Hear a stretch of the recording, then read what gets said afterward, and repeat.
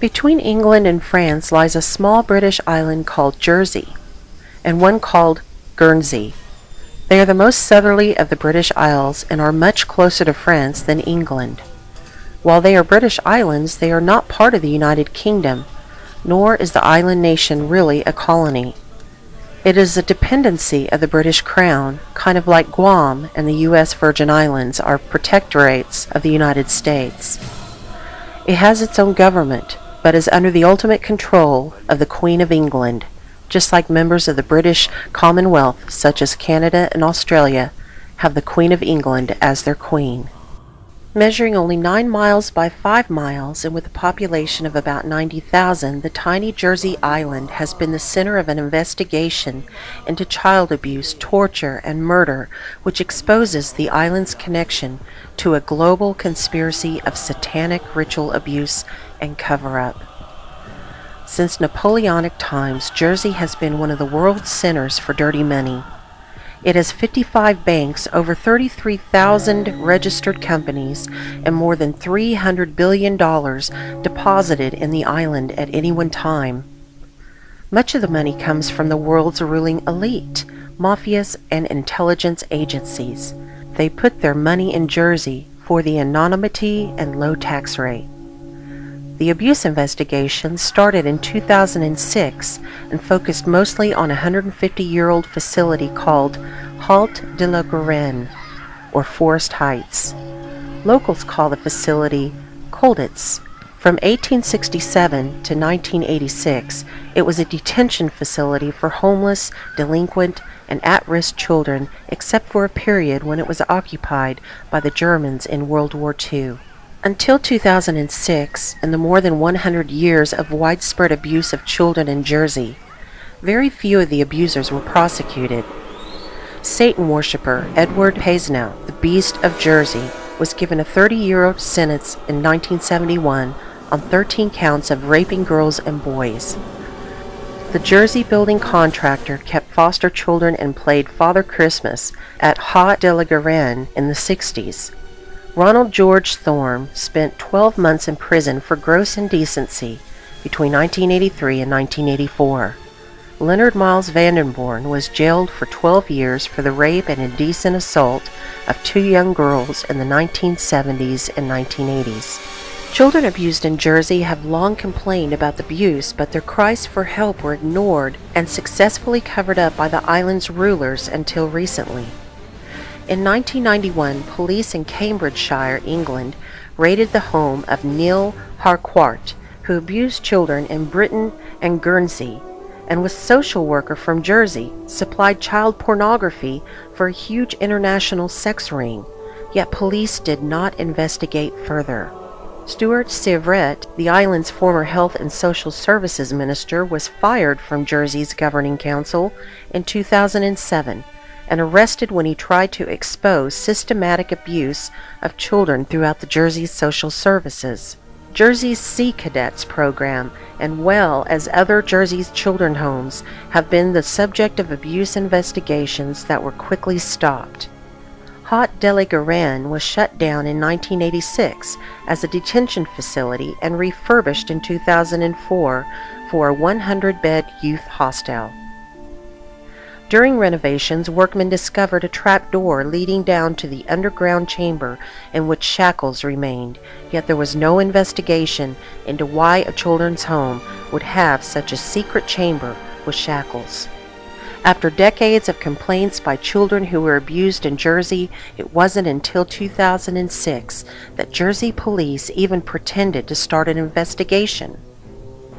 The investigation plodded along until November 2007, when two sisters, Karen Coote and Kathy Lee Moynier, publicly revealed that they were sexually abused at Hôtel de la Garenne during the 70s.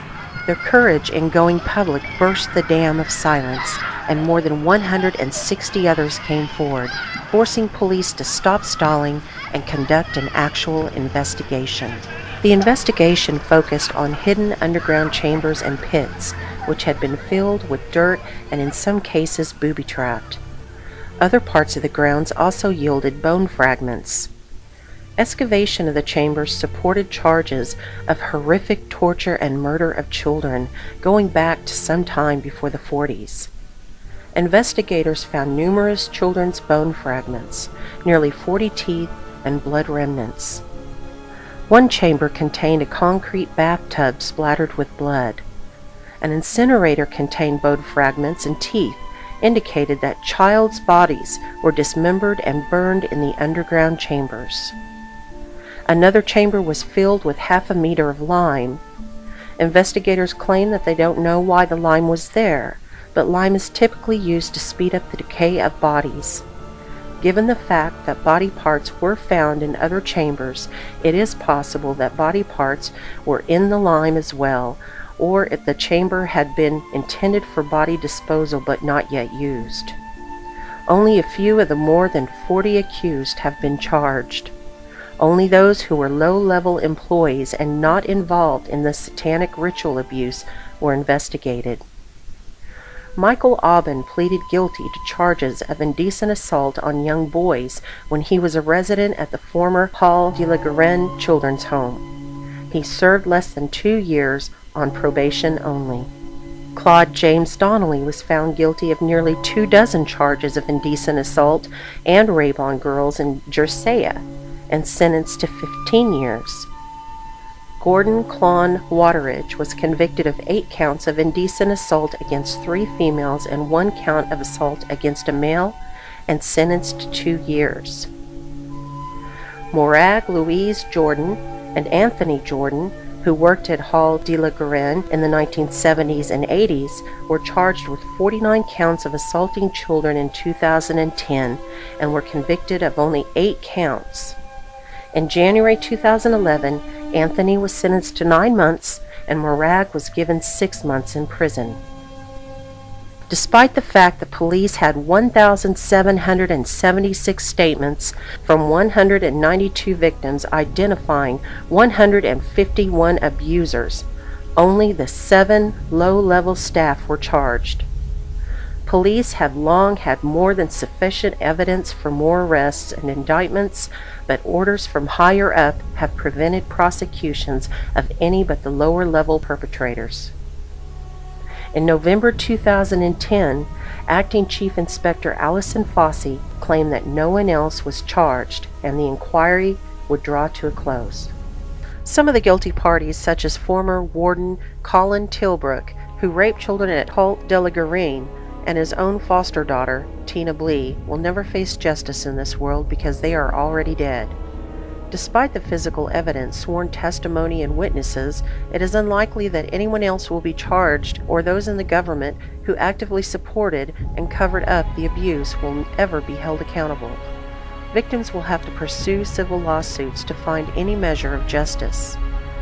Deputy Chief Officer Lenny Harper, who headed up the investigation, faced sustained obstruction from fellow policemen as well as threats from members of Jersey's government and prominent citizens. He had to bring in police from the UK to assist in the investigation due to the lack of cooperation from local police and government officials. Some of the officials in Jersey or Britain who tried to obstruct, derail, or who opposed the investigation include Frank Walker, who was Jersey's Chief Minister, Philip Bielacki, Jersey's Chief Judge and Attorney General, David Warkup, Jersey's Deputy Police Chief, Ben Shitton, Jersey's Minister for Child Welfare, and Jack Straw, British MP, Home Secretary. Harper retired under death threats in 2008 and has been the repeated target of efforts to discredit him and the investigation he courageously led. The Jersey government even went so far as to issue an arrest warrant for Harper after he left the island, claiming that he was under investigation for falsifying evidence. A low-budget video was produced in 2008 by Bill Maloney and his sister, both victims of state-sponsored abuse. Bill's sister was attacked and possibly murdered for financing the video in attempts to expose the abuse she suffered. She had also pursued unsuccessfully lawsuits against the Southwark and Lambeth councils in England for the abuse she suffered while in children's homes under their control. "I've known from the start that the investigation would be flawed and stopped," end quote. Jim Brown, victim of institutional child abuse.